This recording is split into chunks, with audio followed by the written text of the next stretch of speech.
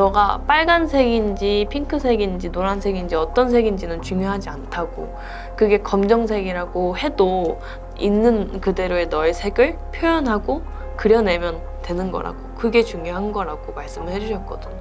만약에 내가 검은색이면 어떡하지? 너무 평범한 무채색이면 어떡하지? 이런 생각을 했었거든요. 다른 사람들이랑 비교하면서. 내가 검은색이라고 해도 검은색으로만 그려낼 수 있는 그림이 있거든요. 그러면은 그거대로 특별한 거 아닐까? 라는 생각을 하다 보니까 그 말이 저한테 되게 중요한 뭔가 마법 같은 주문이 된 것 같아요.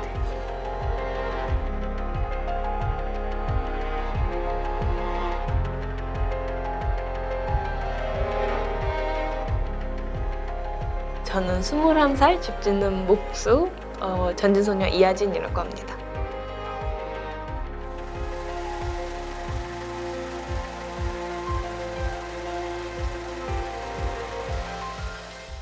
처음에 제가 호주를 가서 1년 동안은 거의 영어를 못했어요, 아예.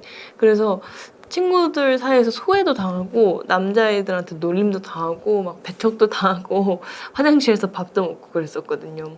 영어를 배우기로 결심했을 때 책에서 배우는 문법이나 막 I am a girl, I'm fine, thank you 이런 게 아니라 진짜 그 원어민들이 쓰는 슬랭이나 사투리나 뭔가 그런 비속어라고 할지언정 살아있는 영어 있잖아요. 사람들이 쓰는 영어 그런 걸 배우고 싶었거든요. 그래서 정말 길 가다가 좀 언성이 높다, 싸우는 소리가 들린다면 막 달려가서 봤었어요. 도대체 무슨 말을 하면서 싸울까? 이러면서 저 욕은 무슨 욕이지? 신선한데? 이런 생각도 하고.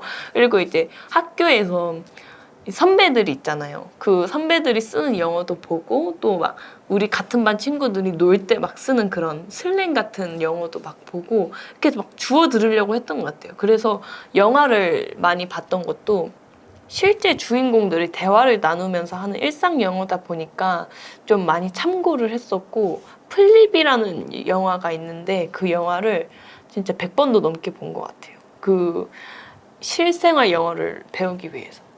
사실 영어를 내가 진짜 이렇게 생존 영어를 배워야겠다라고 결심한 계기가 제가 같은 반 흑인 남자친구의 멱살을 잡았던 적이 있거든요. 그게 이제 같은 반 남자친구들이 종이를 구겨가지고 제 머리를 이렇게 맞추는 놀이를 수업 시간에 한 거예요.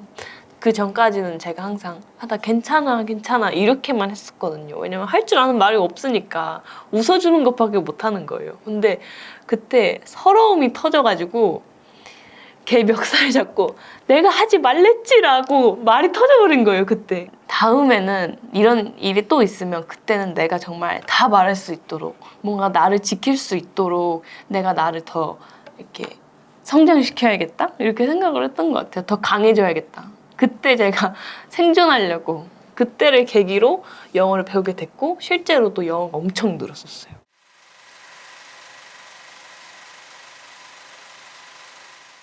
그때가 제가 진짜 힘들었던 시기였거든요. 15살 때 제가 호주로 처음 왔었고 그때 한때 영어 못하고 이제 학교에서 적응 못할 때였는데 그때 엄마 아빠가 몰타라는 곳에서 이제 여행 준비를 하고 계셨고 그게 이탈리아 옆에 있는 작은 섬이었거든요. 그때 이제 방학이기도 했고 뭔가 내가 지금 학교에서 힘든 것보다 더 힘든 건 없을 거라고 생각을 했던 것 같아요.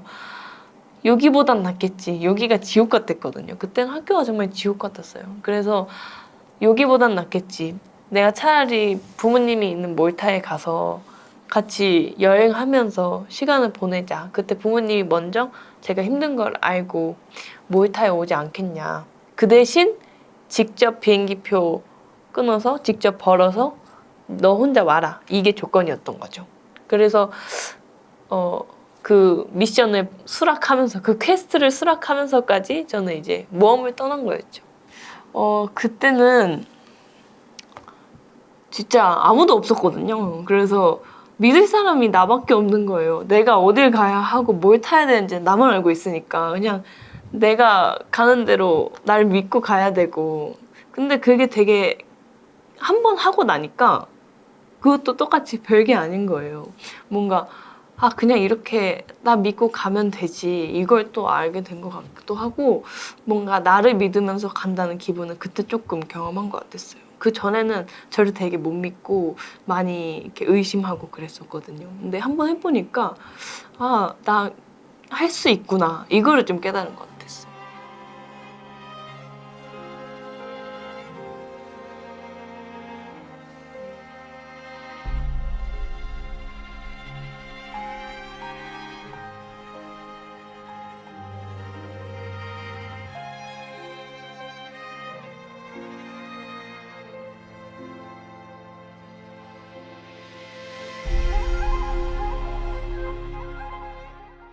배낭여행, 그래도 유럽 여행이잖아요. 이탈리아니까 막 로마에서 막 바게트를 먹고 크로아상을 씌우면서 저 티파니 그 있잖아요. 그 영화 그거일 거라고 생각을 했는데 정말 현실 현지 배낭여행이었어요.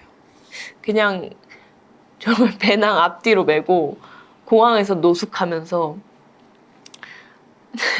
많이 먹지도 못하고 조금씩 먹으면 먹을 거 아끼고 이러면서 돌아다니고 이랬거든요. 근데 그랬던 만큼 진짜 이탈리아를 봤던 것 같아요. 제가 만약에 좋은 호텔에만 있고 싶어 하고 좋은 관광 코스만 가려고 했으면 진짜 이탈리아를 못 봤을 거고 제가 가장 두려워하던 것들을 아마도 못 깼을 거예요. 여행을 하면서 제가 많이 성장을 했다고 생각을 해요.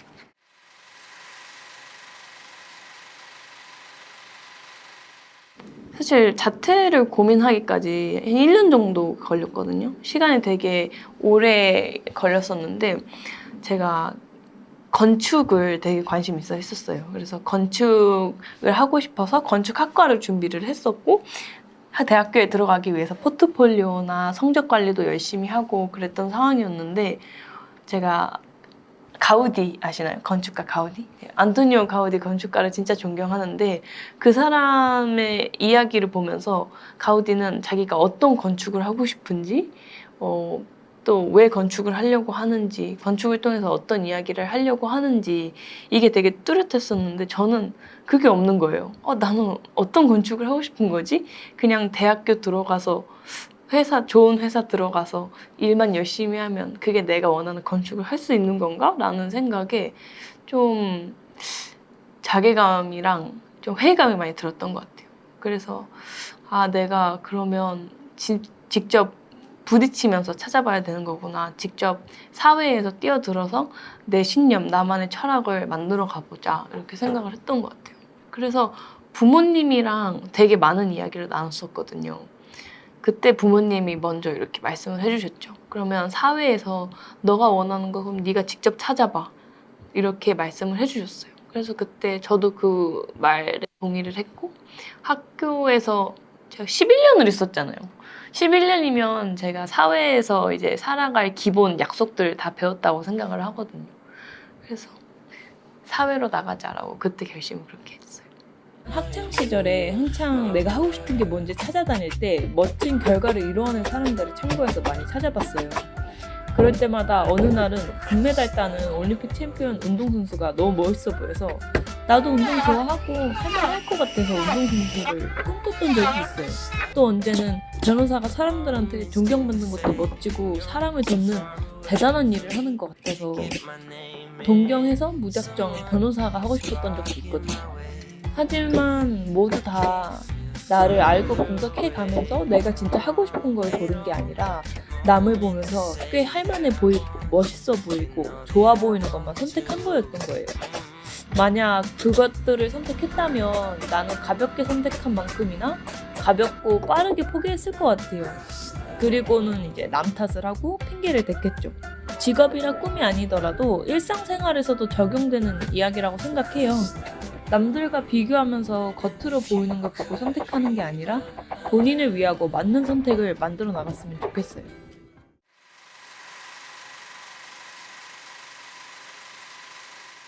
처음 딱 현장 갔을 때, 이 소리만 아빠한테, 아빠, 와, 대박. 이 소리만 했었어요. 너무 좋아서. 그때 제가 첫날이 이제 터파기 공사라고 콘크리트를 우리가 치기 전에 땅을 파는 작업이거든요. 이제 그 작업을 하는 날이었는데 이때 이제 굴삭기가 이렇게 들어왔던 거예요. 근데 그 중장비를 보면서 막 가슴이 두근거리는 거예요. 아, 내가 진짜 공간이 만들어지는 그 중심 한가운데에 있구나. 이게 체감이 됐던 것 같아요. 처음에는 원래 부모님이 너 딱 하루만 체험해보고 와. 너 건축 좋아하잖아. 직접 보고 판단해. 이거였거든요. 그래서 아, 오케이, 뭐 나쁠 거 없겠다. 이거였는데 그때 빠져버린 거죠. 한번 찍어주세요.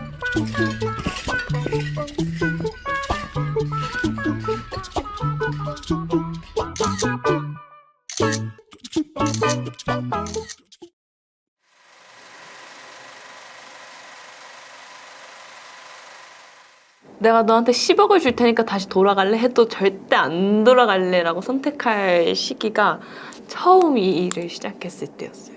뭐든지 처음이 어렵긴 하잖아요. 근데도 전 너무 힘들었던 것 같아요. 그때 뭔가 학교를 자퇴하고 사회에 첫 발걸음을 이제 띄었는데 그 현장에서 뭔가 생존하기 위해서 내 꿈을 진짜 찾아가기 위해서 나를 지키기 위해서 고군분투했던 그 시절이 저는 가장 어려웠던 것 같아요. 사람들의 시선, 편견, 뭔가 이런 압박 같은 것도 힘들었고 스스로에 대한 자괴감이나 실망감 이런 것도 힘들었고 그 육체적으로 힘든 것도 되게 컸던 것 같아요. 다른 친구들은 다 이만큼 가 있는데 나는 결국 제자리 걸음 아닐까? 나는 내 꿈을 찾겠다고 자퇴까지 했는데 결국 내가 틀리고 다른 사람들이 맞았다면? 제가 처음 자퇴를 한다고 했을 때 어른들이 주변 친구들도 그렇고 선생님들이 아니 왜 멀쩡히 다니던 학교를 유학까지 하지 않았냐, 외국에서 공부하던 애가 갑자기 그런 그게 불효다 이런 소리도 진짜 많이 들었고 너 어떻게 살려고 그러냐 이런 소리도 들었었어요. 그래서 저는 진짜 당당히 내가 하고 싶은 거 하면서 정말 나만의 이야기를 쓸 거다라고 말했는데 내가 틀렸던 거면 어떡하지? 라는 그런 생각도 많았어요. 왜냐면 그만큼 진짜 그런 말들이 주변에서 엄청 많았거든요. 어떻게 딸한테 노가다를 시키냐. 부모가 잘못됐다.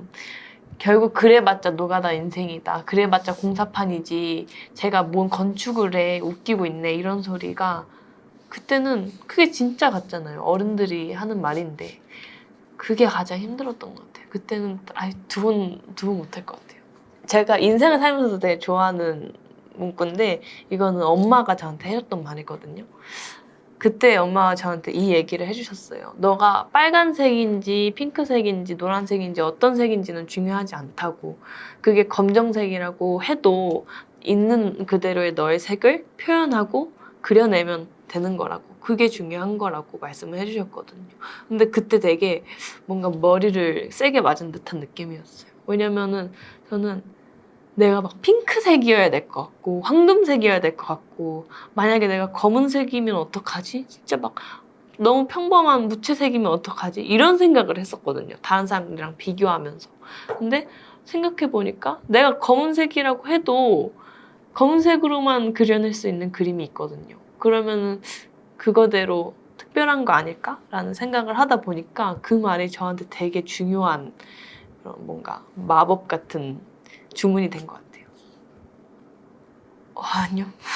저는 제가 자퇴하고 이렇게 실무를 시작한 거에 있어서 후회하는 게 단 한 개도 없어요. 그냥 만약에 내가 이걸 좀만 더 빨리 알았다면 더 많이 경험해놨지 않았을까라는 생각을 오히려 했으면 했지 후회한 건 없는 것 같아요. 오늘 목표는 포기하지 않고 계속 배워나가는 거. 그래서 최선을 다해서 깨지고 최선을 다해서 혼나면서 내 최선을 다해서 오늘 할 수 있는 일들을 하고 싶어. 오늘 그게 나의 목표이자 꿈이야. 그래서 난 조금 차근차근 천천히 기술보다도 기본을 익히면서 오늘 배워나가려고 해. 미래의 전진이 너가 지금 내가 이렇게 하고 있는 게 헛된 것이 아니라고 증명해주는 그런 사람이 되어 있었으면 좋겠다.